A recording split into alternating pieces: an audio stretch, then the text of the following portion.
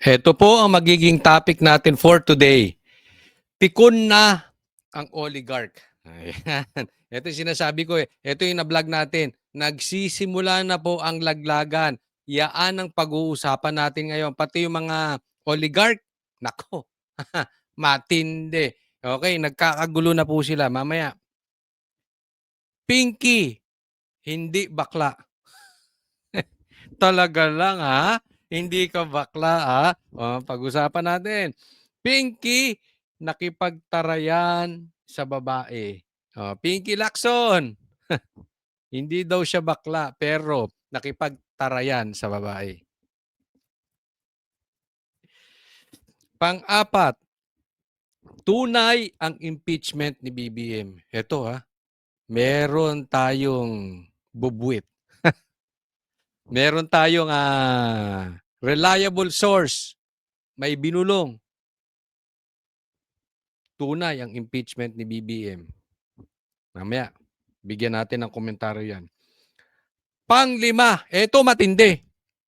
Marcos, may panibagong skandal. May skandal na naman sa UAE. May proof ka? May video po ako. Mamaya po ipapakita natin itong skandal ni Bongbong Marcos. Okay? Huwag pong kakalimutan na napaka-importante kay Coach Oli ng pagla-like nyo sa kanyang mga videos. Check nyo dyan. Nakalagay ba? Coach Oli News PH. Like nyo po. Sa YouTube at sa Facebook. Tapos, sana naman mag-follow kayo. Sa Facebook po yan, follow ang i-click nyo ron. Coach Oli News PH at Coach Oli News 2. Pero, sa YouTube, subscribe. Okay? Konting lambing lang po. Hindi na po natin pagtatagalin. Diretso agad tayo sa ating topic dahil kay Coach Oli, bida ang balita. Okay, pag-usapan natin medyo may mabibigat na komentaryo, may mga mabibigat na sinabi ito si Pinky Lacson, ha? O, syempre bibigyan natin ng komentaryo. Siya ang hot item for today. So, pag-uusapan po natin. Matapos ang halos 2 buwan, itutuloy ng Senate Blue Ribbon Committee ang investigasyon sa anomalya sa mga flood control projects sa susunod na linggo. Isa sa gustong mabigyang linaw ni Committee Chairman Ping Lacson ang nasagap niyang pagbili umano ni dating Speaker Martin Romualdez ng property sa Makati. Nako yan. Unang-una pala, first salvo. Nako, iba na amoy ko rito. May laglagan na. Napapansin nyo, di ba? Tagal lang binanggit to si Tambi. Kaya ito, ikaw, Pinky Lacson, huwag kang magyayabang. 2 buwan nga kayong nabakante, hindi nyo pinurso. Ang tagal na pong sinasabi itong si Tambi. Sinabi na nila Saldico, sinabi pa nila Gutesa yan. Pero ngayon lang kayo papasok. Pero parang nahimasmasan na si Pinky, ha? Nagkakagulo na po ang Malacanang. Nilalaglag si Tambaloslos. Ginawa raw ito ni Romualdez sa pamamagitan ng mag-asawang kontraktor na Curly at Sara Diskaya na nauugnay sa anomalya. We would like to clarify persistent reports that former Speaker Martin Romualdez had purchased a house and lot in a plush subdivision in Makati City using the Diskayas as front in the said sale. If verified to be true, this could possibly establish a direct connection between the former speaker and the Diskayas. Yo! Anong masasabi mo dyan? Tanga! Bakit naman tanga? Sinong tanga? Tinawag ng bakla, tinawag mo pang tanga. Hindi po si Pinky Lacson yung tinasabi kong tanga. Si Tambi. Ang tagal na po natin sinasabi. Bago pa mag-October of last year. Sabi, kasi nadidinig na natin ito. Alam nyo, kumbaga sa mga drug lords, nagkakalaglagan talaga yan. Pag umamoy ang baho, hindi po pwede walang malalaglag. Hindi po pwedeng walang magtatraidor. Sinasabi na natin, unahan mo na Tambi, magsalita ka na Tambi. Ngayon ikaw nilalaglag oh. Di nyo ba napapansin? Iba na tono ni Pinky. Iba na tono nitong mama na ito. Tingnan nyo ang mata. O, iba na, di ba? Di ba? Dati panay iwas kay Tambi. Ngayon, siya na. Oh, naaamoy nyo ba yung naamoy ko? Naamoy nyo? Ah. Ano, sige, ilagay nyo sa comment section, anong naaamoy ko? Amoy bakla! Bakit naman napunta? Coach, galit ka sa bakla? Hindi. Oo, kasi kasamahan namin si si Sir Jack, di ba? May bading ano yun eh. Kaya tatanungin ko, ano man tingin mo talaga dito? Bading ba to? Hindi. Pero wala po kaming problema sa bakla o sa bading. Kasi hindi naman lahat ng bakla bading. Yung iba guding. O, asar kami dun sa bading. Ano ba yung bading? Bad na bakla. Yung tipong nililigaw-ligaw yung yung investigasyon, yan bading yon. Oo, hindi gooding yon. Tuloy po tayo. Iimbitahan daw ng komite ang may-ari ng property. I'm trying to arrange a meeting with her, and kapag may liwanag na, kasi narinig ko rin na parang willing siya mag-testify. Yung may-ari, sir. Yung may-ari, yung Alam mo, ngayon mo lang naisip yan. Ang tagal na po sinasabi yan patungkol kay Diskaya at yung connection ni Diskaya at saka di ba kayo nagtataka bakit ngayon lang? Di ba? That is almost public knowledge. Alam na ng taong bayan, Blue Ribbon Chairman, ngayon mo lang malalaman. Ngayon mo lang naiisip na tanungin yung may-ari. Ako,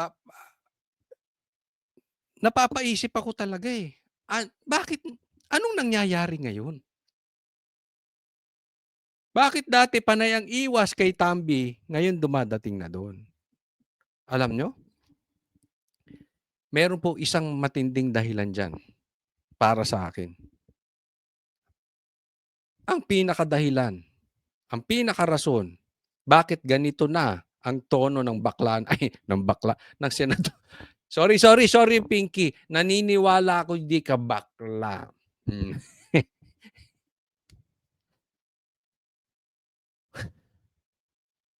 Bakit bago nagtono ang senador na ito? Kasi natunugan nila yung natunugan ko. Yung nagbulong sa aking bubuit. Yung reliable source na nagsabi sa akin, may tunay na attempt para ipa-impeach si Bongbong Marcos sa Kamara. So naramdaman siguro nitong mga ito, di umano, palintik ka. Ilalaglag ako. Alam naman natin sino ang hari ng Kamara. Sino ba ang hari ng buhaya? Sige, ilagay nyo nga sa comment section. Sige, tanong, sino ang hari ng buhaya? Alam to buong Pilipinas. Wala kang alam sa politika kung hindi mo alam to. Pero kahit grade 6, alam to. Diba? Yung pinsan niyang si Romualdez. Walang galaw ang Kamara nang walang go signal. So siguro naisip nila, ba't lintik to lalaglag ako. Okay? Galaw, Ping Lacson. Remember this. Si Ping Lacson at si Tito Soto wala sa survey. Wala yan. Biglang nanalo. Pare-parehas yan. Si Tito Soto, si Ping Lacson, si Biam Aquino, at saka si Kiko Matching, wala sa survey, biglang nanalo. I-remind ko rin ulit kayo, ang ganda ng investigasyon ng ginagawa sa Blue Ribbon sa pangunguna ni Senate President Chis Escudero before at saka ni Marcoleta as Blue Ribbon Chairman. Nung napupunta na kay Tambi, pinalitan nung dalawa, nagka-leche-leche na po ang investigasyon. Tapos nawala na. Ngayon babalik. Tapos parang hero si Lacson. Hero. Ay, magpaliwanag ka, Tambi. Naniniwala kayo? Nagkaroon na yan ng go signal sa ibabaw. Sa pag-usapan. Sige. Ito yung aking isip lang Isip ko lang, hindi ko sinasabing ito ang nangyari. Pero ito ay posibilidad na nangyari. Alam naman natin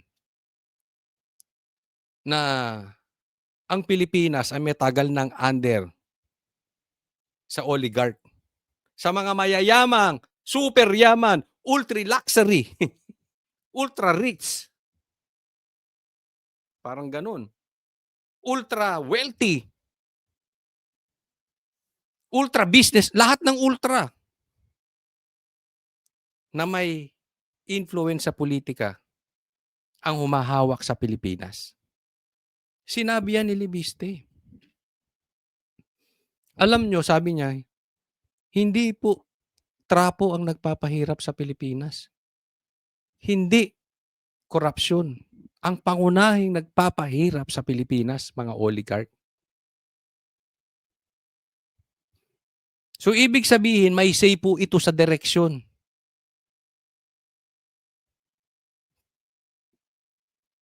Posibleng isa ito sa dahilan sa pagbabago. Kailangan may malaglag dyan.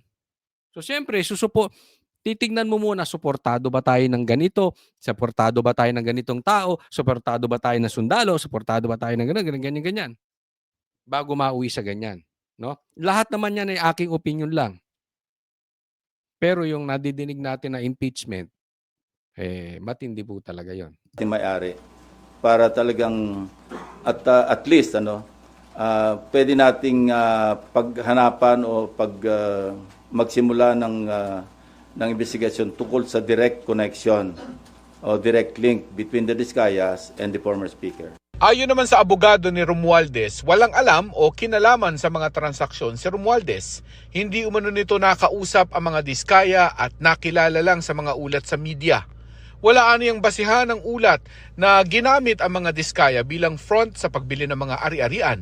Inulit din ng abogado ang nabanggit umano ni Curly Diskaya sa komite noong Setyembre na ginagamit lang ang pangalan ng dating speaker nang hindi niya nalalaman. Hinihimok rin ni Lacson ang kapwa senador na si Amy Marcos na sumipot sa Lunes. Teka muna. Doon muna tayo sa kabila. Okay? Itinatanggi ng abogado ni Romualdez yung sinasabi ni Lacson. Siyempre, alam ka namang aminin niya yun. Di anong klase siyang abogado? No? Depende na po yan kung seryoso talaga. Okay? Dahil sa isang banda, sinabi natin kanina na posibleng nagkakalaglagan na, pero posible din pinapadama na naman tayo nitong gobyerno na ito. Itong gobyerno natin ito parang manliligaw. 'Di ba? Meron kayong mga manliligaw nyo. Naalala niyo nililigawan nyo dati? Nanliligaw sa inyo sa mga kababaihan. Lahat ipapangako, pati yung araw ipapangako, pati bituin, buwan na hindi naman kanya ipapangako. Pag napasagot ka na, pag naaangking ka na, wala nang lahat yun. Ganyan ang ginagawa ng gobyerno. Napapansin nyo ba? Paligaw-ligaw ang investigasyon. Magsasalita ng Merry Christmas. Maraming makukulong. Pero, wala namang nakulong. Si Diskaya lang. Wala namang big fish na nakulong. So, abang-abang muna natin, anong style nito si Pinky Lacson? Diba? Posibleng nagyayabang lang yan eh. Pero pagdating sa Lunes, pagdating sa hearing, harang naman sila ng harang. Huwag muna nating husgahan. Pero kung ito'y talaga, ako po'y very positive ako dito na maganda po talaga ang 2026 natin. Nakakaramdam talaga ako at may nadidinig ako, nagkakagulo na po sila sa loob. Kasi mahihirapan sila talaga for the impeachment of BP Sara. Bakit? Nag-negative si Bongbong Marcos sa survey. Si BP Sara umakyat pa, umangat. So ibig sabihin, ayaw na ng taong bayan kay Bongbong Marcos. So, posible, maraming congressman ayaw nang madikit doon sa magpinsang Bongbong Marcos at Romualdez. So, malabo, lumalabas ang impeachment ni BP Sara. At eto, posibleng mabaligtad. Posible lang po. Dahil nararamdaman na nila ang lakas ni BP Sara. At doon maglatag ng ebidensya laban sa kanyang pinsan, sa halip na maliitin nito ang kredibilidad ng Blue Ribbon. Noise does not convict. Neither does it indict even who may be perceived as the most guilty in the FCP or Flood Control Project saga. Only evidence does. Kaya kung meron siyang mayaambag na ebidensya para madiin ang kanyang pinsan, sumali siya sa pagdinig. Walang pipigil sa kanya Ayan. at walang magbabawal sa sasabihin niya o gagawin niya. Ayan. Yan, sinabi mo yan, ha? Hindi, kasi sisingilin kita. Dahil aalala nyo, pag nagsasalita nga sila Marcoleta, kinokontra nyo. Kaya nga walang pinatunguhan eh. Nanggaling sa'yo yan. Dahil aaraw-arawin kitang tatawaging bakla.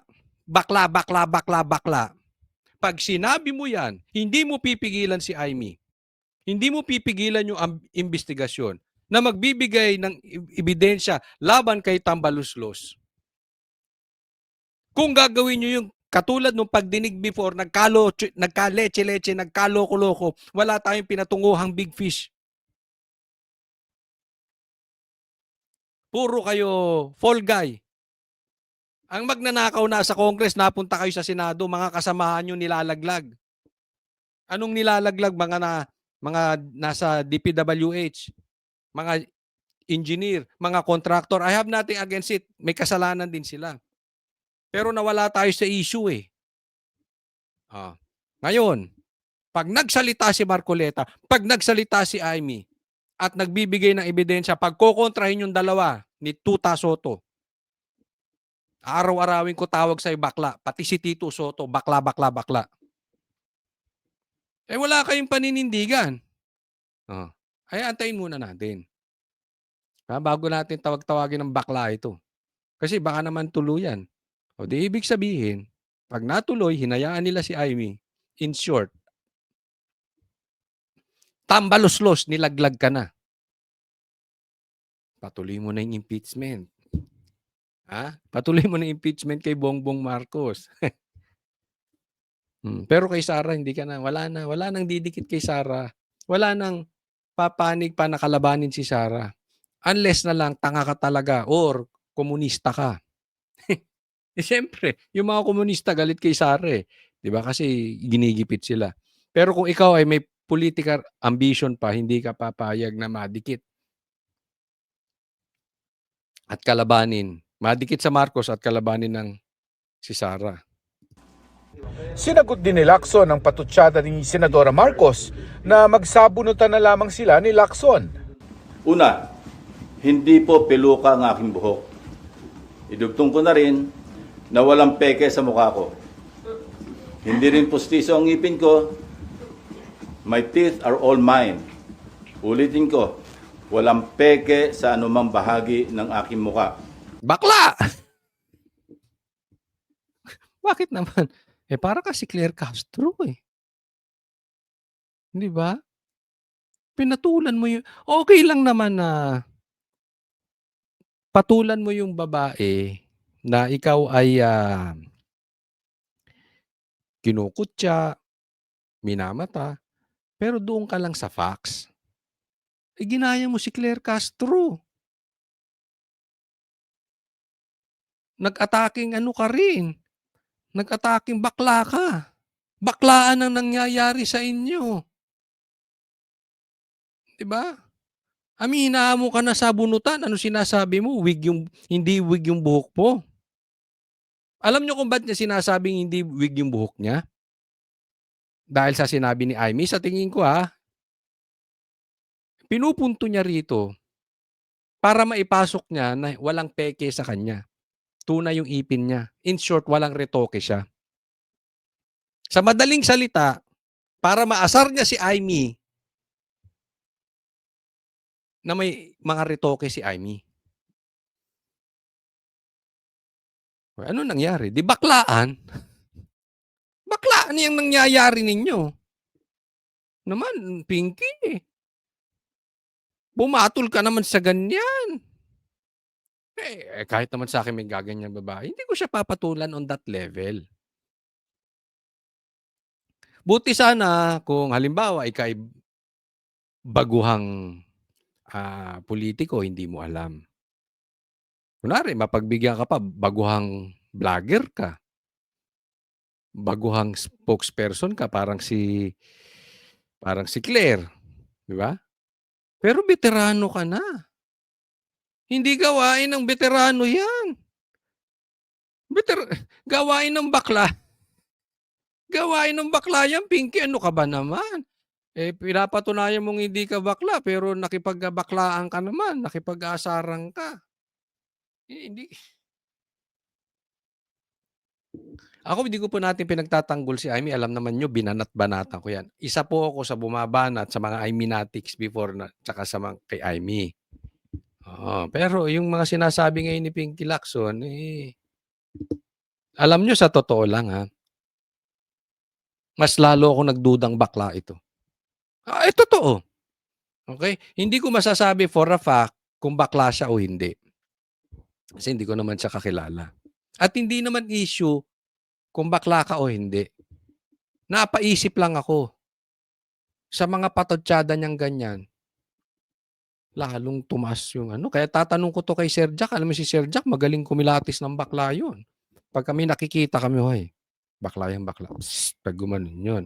Alam ko na. Alam ko na, bakla. Meron nga akong isang kakilala, hindi ko na sasabihin ko sino. Sabi niya, confirm yan, bakla yan. Tagal ko nang kilala. Hindi ko alam, bakla, ulaan niyo sino.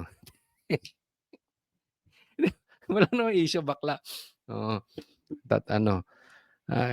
Anyway, kayo tanungin ko, ano sa tingin ninyo, bakla ba talaga to? Kasi si Miriam dating Senadora Miriam Defensor, di ba, pinagdudahan din ang pagkatao na ito. Ba't ba tayo napunta sa bakla? Ito kasi ilagay nyo dyan sa comment section, bakla ba ito o hindi? Pangalawa, lalong hindi ako bakla. Nako! At yung iniisip ni Senator Amy, na bakla ako, wala siyang maaaring makita na macho dito sa mundo. So, anong intention niya? Sirain yung credibility ng investigation ng Senate Blue Ribbon Committee? Hindi ko alam. Hindi ko alam kung bakit ginugulo niya. Hindi. Tika muna. Diyan kayo mali. Ako hindi ako solve sa sincerity ni Amy. I think ginagamit niya pa rin ang Duterte. Actually, hindi lang naman si Amy ang gumagamit sa Duterte. Napakadami pong gumagamit sa Duterte. Even vloggers. Ang dami po. Kung saan popular. Tapos nung iniwan ng Duterte. Ito hindi po iniwan ng Banateros ang Duterte. Even nung si Sara ay kumampi kay Bongbong, kay PRRD pa rin kami. Alam nyo yan. Kaya nga marami sa inyo na bumalik kay Duterte at nalaman yung budol-budol si Bongbong Marcos. Iba sa inyo, minumura pa kami. Sige nga, taas ang kamay dito ng mga nagmumura sa akin.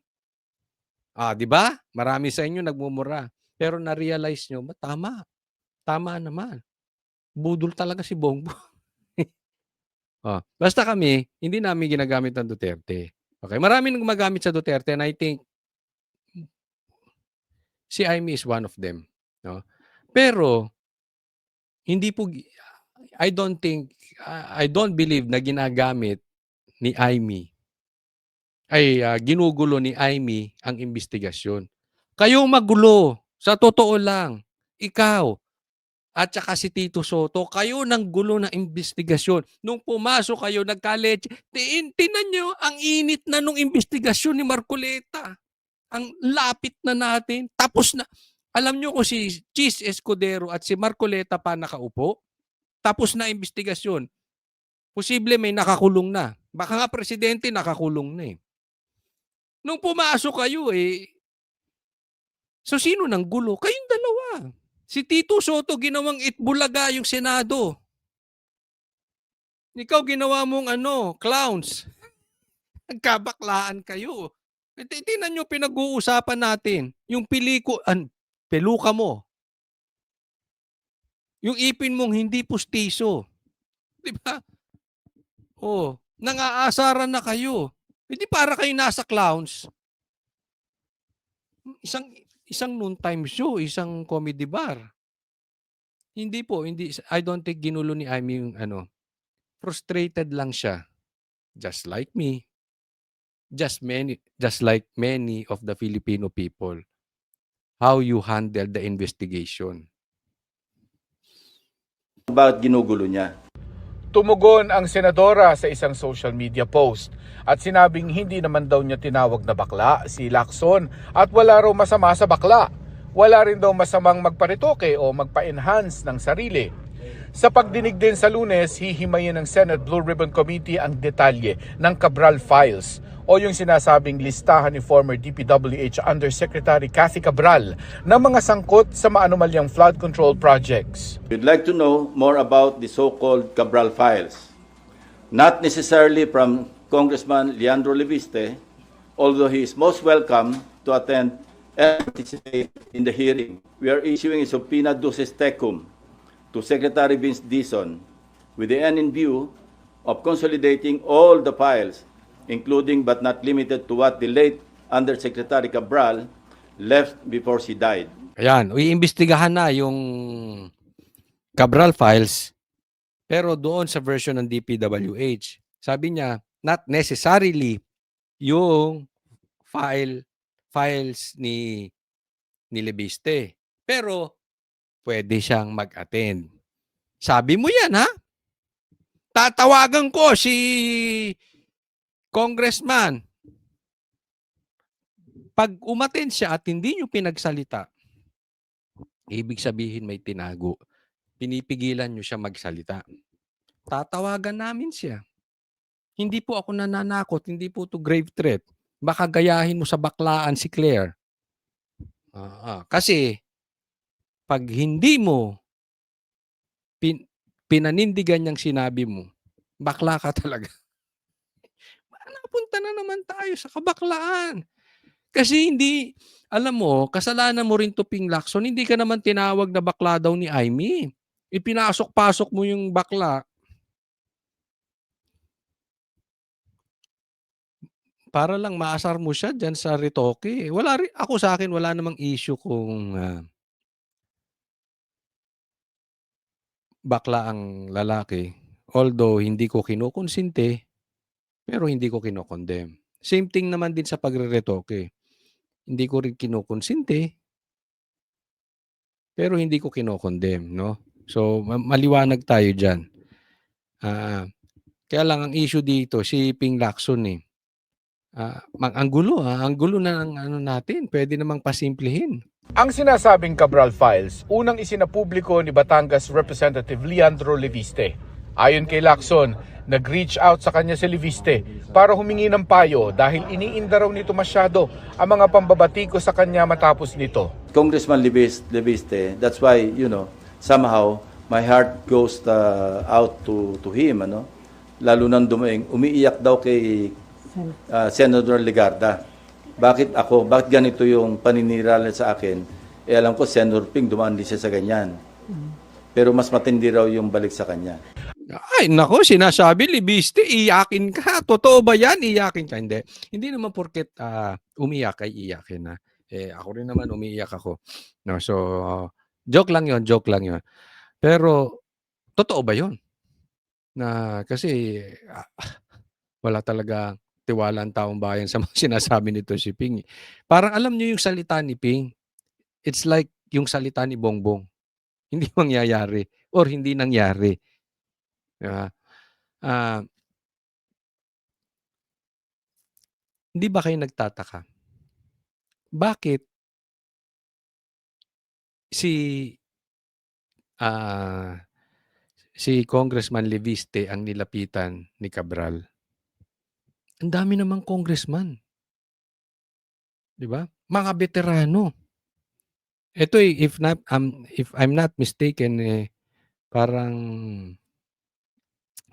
bago bilang congressman. Ako sa tingin ko lang, malinis kasi. Walang kinurakot. Batang politiko, so ano pa malinis pa. Galing sa mayaman na pamilya, hindi kailangan mangurakot, totoong mayaman, hindi pilit na yaman. So, kaya siya nilapitan dahil alam niya hindi involved sa kung ano mang flood control scandal. Hindi katulad ni Sandro Marcos. Kabata-bata na, adik pa, magnanakaw pa. Sabi ni Amy Marcos yan, ha? Oh. Si Amy mismo nagsabi, adik yan si Sandro. Oh, at sabi din, pork barrel king yan. Oh, di magnanakaw. Alangan namang ang lapitan ni Cabral, yung sangkot din sa ghost projects. Of course, hindi. Hindi niya gagawin yun. Kaya pinili niya siguro, hindi ko alam kung close sila ni Cabral, pero pinili niya yung walang lamat. Maaring hindi magaling na congressman. Maaring baguhang congressman. Pero ang importante, hindi magnanakaw. Ang hirap po humanap ng politikong ganyan. Siguro sa 10, baka isa lang ang hindi magnanakaw. Baka siguro sa 10 na magkakaroon ng projects, isa lang ang hindi mangungumisyon. Mahirap yun. Diba? Isa to si Libiste. Tingnan natin. Ang payo ni Lacson sa kongresistang anak ni Senador Loren Legarda, Huwag yung bara-bara. At sabi ko na rin kay Senator Loren na parang i-telegraph niya ng konti. Huwag yung araw-araw nasa TV siya. Kasi di ba nakakaumay din? Nakaw, pamira. May punto. Ako, naniniwala sa isang banda. Medyo ganyan sila ni Kiko Barsagay. Dahil, since nga bata, puro prinsipyo, pero yung diskarte wala. Kaya bara-bara. Kaya yun yung paya ni Lacson. Pero, ako, disagree naman ako sa sinabi ni Lacson na huwag magpa-interview araw-araw. Kasi nakakasawa. Siguro, huwag mong gagawin yung Lacson or Lebiste kung ang punto mo ay sumikat lang. Kasi pagsasawaan ka ng tao Tama? Kahit sa mga artista ginagawa yan, pagsasawaan ka. So, huwag madalas ang gawa ng pelikula.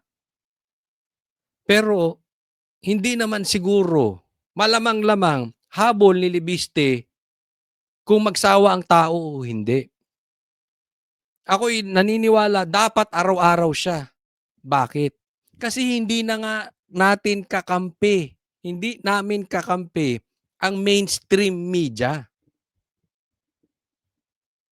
At nililigaw yung totoong masterminds.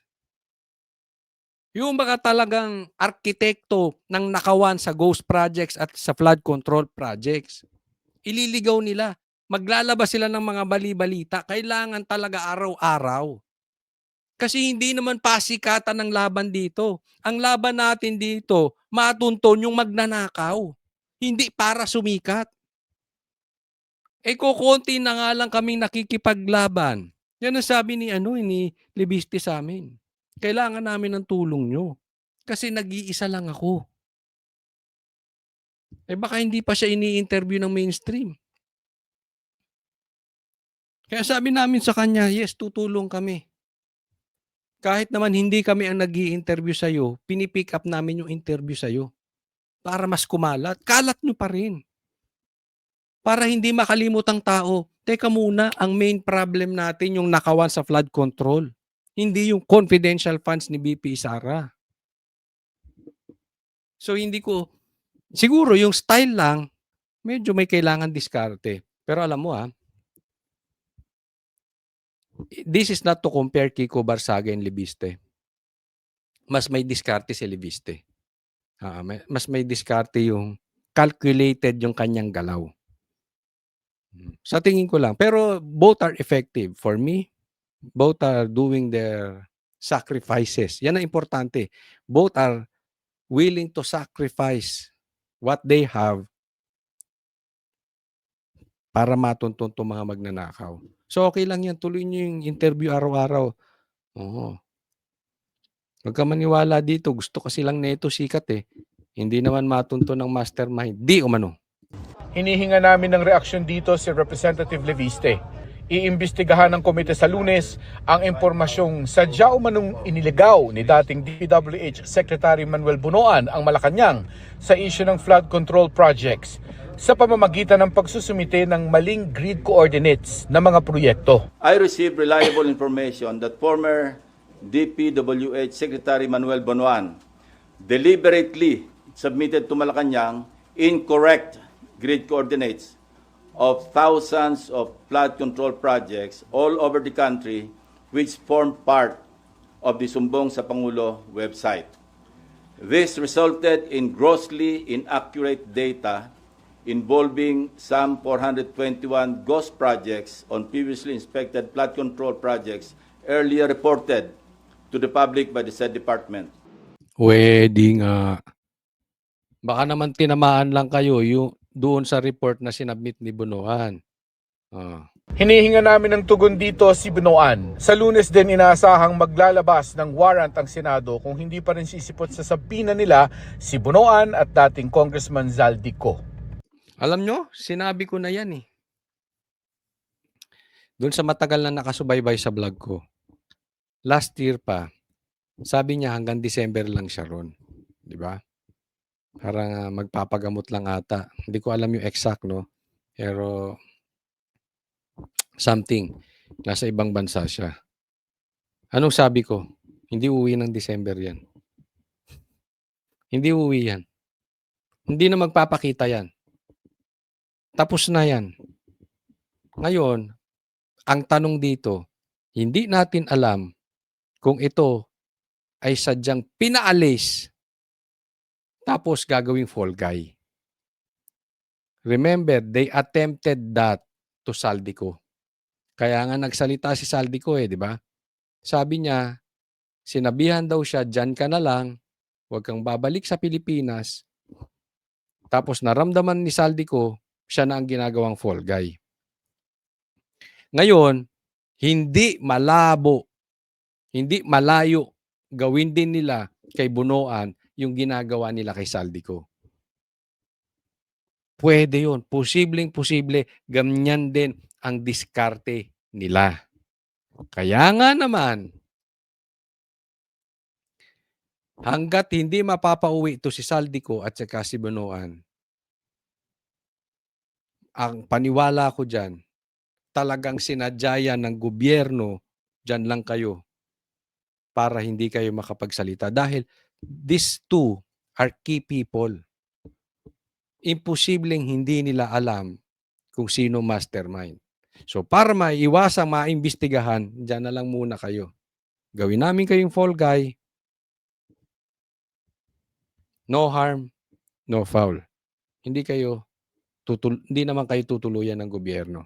Kaya sa ngayon, abang-abang lang. Pero magkaroon tayo. Gusto ko makakuha ng survey. Survey. Survey lang Hindi ko pinagbibintangan si Lacson. Ilagay nyo lang sa survey. Ilagay nyo 1 kung sa tingin nyo bakla nga si Lacson. Curious lang ako Kasi pinatulan niya si Amy. Number 2, hindi bakla si Lacson. So 1, bakla. 2, hindi bakla. Sige, pakilagay nyo sa comment section. Okay? Sige po. Next topic po tayo. Ito pag-usapan natin, okay? Tungkol to kay Kiko Barsaga. Ngayon, dinimanda siya nitong oligarch, itong ultra billionaire, si Enrique Razon. Kasi nabili daw na nitong mayaman, tawagin na lang nating mayaman para to simple, itong bilyonaryo na lang, sige. Itong bilyonaryo na 'to, baka trilyonaryo pero para lang maintindihan niyo, i-a-address ko na lang siyang itong bilyonaryo na ito na si Enrique Razon na nabili niya na yung NUP. Okay? So, diniscuss po natin ito kahapon. Ang sabi ko lang, hindi natin alam kung sino nagsasabi ng totoo. Sana, kung totoo sinasabi ni Kiko Barsaga, magbigay siya ng ebidensya. Alam niyo kung bakit? This is very, very important to us. Tama yung sinabi ni Libiste na nabanggit ko sa inyo kanina. Ang sabi ko, at sabi niya sa amin, ang nagpapahirap sa Pilipinas itong mga oligarch. Alam niyo kung bakit napapahirapan tayo niyan? Kasi ang mga Pilipino nagbabayad ng tax. Hindi ko sinasabing kasama dito itong milyonaryo na to, itong bilyonaryo na ito. I'm talking in general na ang mga oligarch pinapaboran ng gobyerno. Kasi yung gobyerno meron ding natatanggap dito sa mga oligarch. Napansin ninyo, galit na galit na galit si PRRD sa mga to. Kaya ako, taas ng tingin ko kay PRRD. Alam mo kung bakit? Kung gusto kong magpayaman, hindi ko aawayin itong mga ito. Because these people, they have the capacity na payamanin ako. Lalo't presidente ako, ba't ko kakalabanin? Isang hingi ko lang sa mga yan, bigay agad yan. Dahil maraming mga problema yung mga negosyo nila. Hindi po itong bilyonaryo pinag-uusapan natin. In general po, yung mga oligarch. Kaya taas ng tingin ko kay PRRD. Tapos, kaya pinapa-explain ko lang, hindi po ako panatiko bakit gusto ko si PRRD. Galit talaga ako sa adik. Alam nyo yan, sa lahat ng mga nakakilala sa akin, even my family, they know ayaw ko ng adik. Kahit si Banat ba, yung kapatid ko, alam niya, galit ako sa droga. Eh yan ang tumindig. For how many years, ang daming presidente hindi tumayo patungkol sa droga. Only PRRD. Naisip nyo ba gaano tayo pinahihirapan ng mga komunista, ng mga NPA, ng mga rebelde? Nasugpo ba ng mga presidente? Hindi. Sino lang nakagawa? Si PRRD. At alam nyo, ayaw ko sa mga ito. Ito naman, oligarch. Walang kumalaban sa mga yan. Kung hindi, sino? Sino lang ang kumalaban sa mga yan? Pilipino, nagbabayad. Kapos na nga ang pera. Alam mo ba yung VAT na binabayad mo? Ultimo mahirap, nagbabayad ng tax na tama. Kasi pag kumain ka, may tax. Naggrocery ka, may VAT. Magpagas ka, may VAT. Namasahe ka, may VAT. Lahat may VAT. Lintik na Batman yan. Pero yung mga oligarch, nakakalusot. Kaya nga, di ba, nagkaroon ng problema ABS-CBN, kaya nagalit si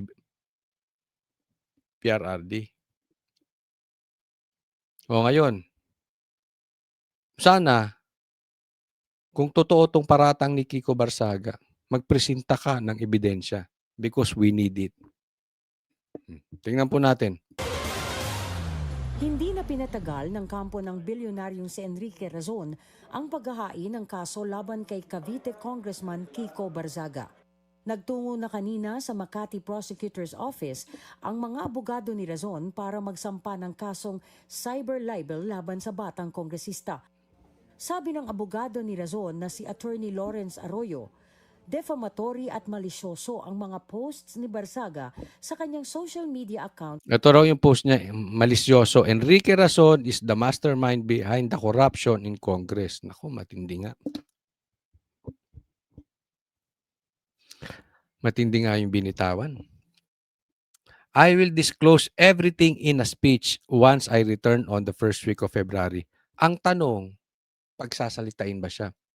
Naalala nyo? ilang beses pinatayan ng mic 'to. Kaya nga yan ang nagiging problema natin, eh, ito yung kay Pinky Lacson.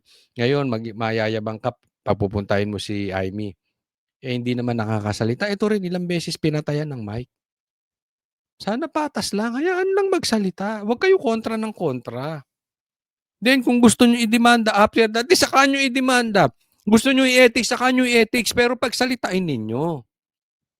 Para hindi sasabihin hinaharangan ninyo ang hustisya. Pero mabigat 'tong binitawan ni Kiko and I really hope meron siyang evidence. Dahil mabigat yan, involved di umano sa korupsyon.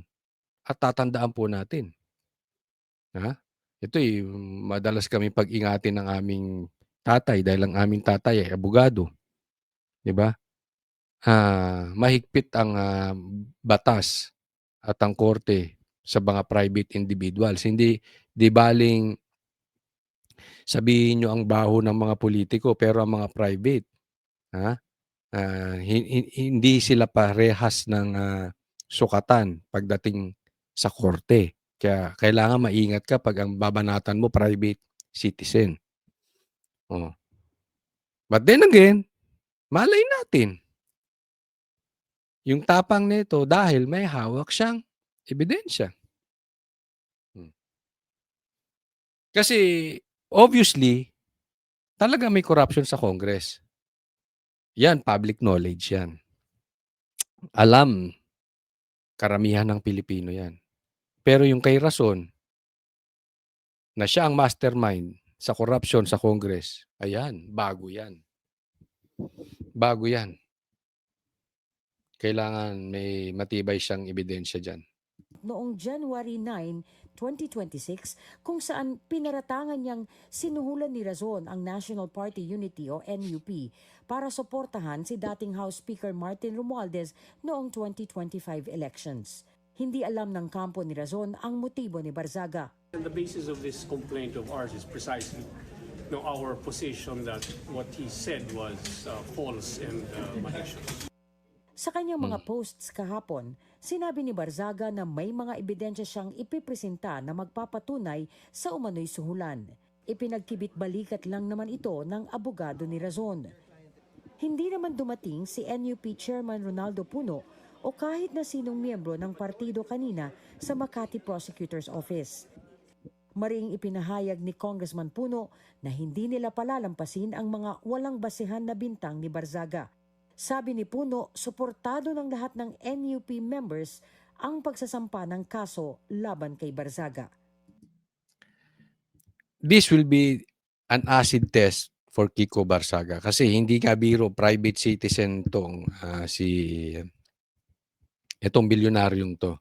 No? So private citizen yan, hindi niya pwedeng banat-banatan. No? Hindi yan pasahod ng gobyerno.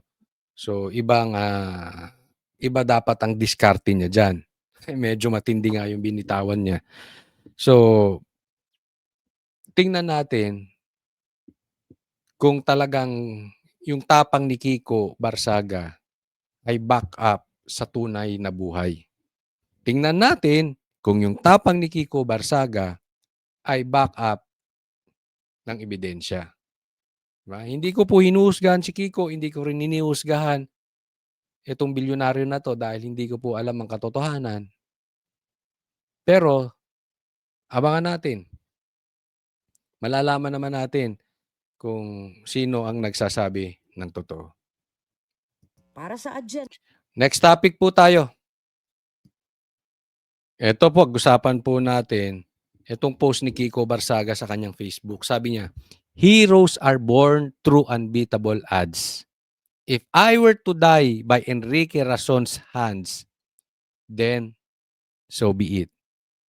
Matindi, no? Matapang talaga. But if God wills that I successfully expose Razon's evils to the world, then justice shall be done. Ikulong si Razon by Kiko Barzaga. Malupit. Antayin natin. Okay? Sabi ko nga sa inyo, hindi natin malalaman kung sino ang nagsasabi ng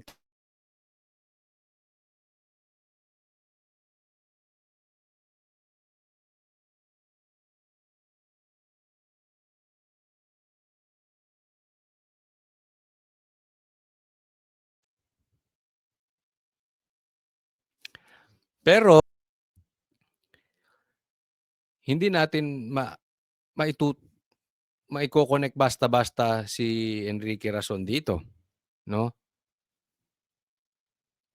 But kung totoo 'tong sinasabi ni Kiko Barsaga nga at meron siya talagang ebidensya, ang laking bagay nito. Ah, hindi po natin afford yung mga maliliit na issue sa Pilipinas. Ang lalim na po talaga ng problema natin, no? And kung totoo 'to, this will really help the Philippines para ma-expose. Dahil kung ito ay totoo, na mastermind nga itong mama na ito, ibig sabihin, hindi lang siya. Marami pang katulad niya na ginagamit ang politika para sa personal na kapakanan sa illegal na pamamaraan. Kung totoo, malaki po ang magiging panalo natin dito. Malaki po ang pakinabang natin. Mababawasan yung mga cancer sa lipunan. Kasi sistema na po ito. Matagal na ito. It's, gaya ng sabi ko, it's like communism in the Philippines. It's like drug addiction in the Philippines. It's like rebellion in the Philippines. It's like corruption in the Philippines. It's like pork barrel in the Philippines. It's like ghost projects and flood control in the Philippines. Kickback here, kickback there. Yan yung mga pumasok na sa sistema na tanggap na ng mga politiko na nangyayari. So mabawas-bawasan tayo ng maling sistema kung magtatagumpay si Kiko Barsaga at totoo yung kanyang sinasabi. Malaking bagay ito. Either Kiko Barsaga is a fake person or he is a hero. Abangan natin. Next topic. Ito po. Pag-usapan natin. Nagkaroon na naman ng iskandal tong animal na ito. Hindi nyo na talaga titigilan kayong Marcos. Hindi nyo natitigilan sa kahihiyan ang mga Pilipino. Oh, may bago silang iskandal. Naalala nyo yung huli nilang iskandal? Doon sa may namatay na adik doon sa Beverly Hills na asawa ng nasa entourage ni Lisa. Oh, inamin naman nila yun, di ba? O, ito naman. Another scandal. O ano na naman? Pakinggan nyo anong sasabihin. I also thank, of course, the United Yung mga tao walang pinokus sa tao bigla yung camera. O, para hindi halata. O, hindi siya magmukhang tanga doon sa paubo-ubo niya. Pero tingnan ng tao, wala. Emirates for being a benevolent sponsor to all of you. Ulit. I also thank, of course, the United Arab Emirates for being a benevolent sponsor to all of you. Alam mo, para sa akin nakakahiya ito. Dapat hindi na pa. Huwag nyo nang dalhin, parang awa nyo na. Huwag nyo nang dalhin sa ibang bansa ito si Bongbong Marcos. At kung dadalhin nyo, huwag nyo nang pagsalitain, please lang. Kasi hindi po yung pagkakamali. Yan po ay madalas mangyari. Sino bang political advisor nito si Bongbong Marcos? Gamitin nyo naman yung utak ninyo. Kasi pag nagsalita yan sa ibang bansa ng ganyan, tapos nagkamali-mali ka pa, tingnan mo yung United Arab of Emirates, yung UAE, nabanggit mong United Emirates Emirates. Okay lang. Okay lang kung magkamali ka sa ibang, nagkabulol-bulol ka sa ibang sa ibang salita. Pero yung bansa nila, pinagkabulol-bulol mo, tapos sa bansa nila, pambira. Okay lang sa Pilipinas, nauunawaan namin lutong na utak mo sa droga. Pero nasa ibang bansa ka, karga mo yung pangalan ng Pilipinas, karga mo pangalan ko, pangalan ng iba, pangalan ng Duterte, pangalan ng Marcos, pangalan ng buong Pilipino, karga mo dyan. Tapos mag-uutal-utal ka, tapos pati bansa nila iutal-utal mo. Pwede ba wag nyo nang pagsalitain tong mama na ito? Kayo naman, gawin-gawin nyo naman yung trabaho nyo kung sino man na advisor nito si Bongbong Marcos. Mag-isip-isip. Pwede naman siyang pumunta ro, wag na mag-speech eh. Ba't di nyo dalhin si Claire Castro doon? Total, siya naman ang dakdak ng dakdak sa Pilipinas. Pagbaliktarin natin. Kasi at least si Claire marunong magsalita. Pagdating sa ibang bansa, si Claire pagsalitain nyo. Kasi hindi natin kailangan sa Pilipinas na si Claire ang nagsasalita dito at nagsasalita para sa Pangulo. Wala naman siya sinasabing saysay eh. Wala namang sustansya mga pinagsasabi ni Claire kung hindi inaasar lang ang mga Duterte. So, pagbaliktarin nyo, pagdating sa ibang bansa, si Claire ang magsalita. Pagdating dito sa Pilipinas, si Bongbong magsalita. Siya ang gustong matanong ng media. Huwag siyang nagtatago sa palda ni Claire. Nang hindi tayo nakakaya mga Pilipino. Dahil kahit magkalat yan sa Pilipinas, tanggap na natin. Dala pa kayo ng dala dyan. Sinasabi ko, hindi naman yan first time. Buti kung first time nagkamali, hindi ako kritika. Utal talaga yan. Utal-utal yan eh. Pinagsali-salitaan nyo pa. Animal kayo. Hindi nyo na talaga titigilan ng pagbibigay ng kahihiyan sa mga Pilipino, ha? Kayong tagapayo ni Bongbong Marcos, mag-isip-isip kayo nang may silvering kayo. O, isa pa nga. I also thank, of course, the United United Arab Emirates for being a benevolent sponsor to all of you. Ay, naku, Pilipinas, kawang ka. Wala na tayong patutunguhan talaga, pambihira. Oo. Pero alam nyo, may good news tayo dyan. Eto seriously. Doon sa mga nakinig ng aking videos. Siguro naman nararamdaman nyo na litong-litong-lito na sila. Hindi na nila malaman ang gagawin. Sinisingil na sila ng kagaguhan nila. Hindi naman nila forever matatakbuhan yan. Diba? So again, sa aking huling mensahe, kalma lang ha. Kalma lang tayo mga Pilipino. Relax lang, relax. Huwag pong kakalimutan, i-like po itong video na ito. At sana dun sa mga hindi ko pa po subscriber, subscribe po kayo. Maraming salamat sa panunood at sa pagsubaybay sa channel ni Coach Oli News PH. God bless everyone.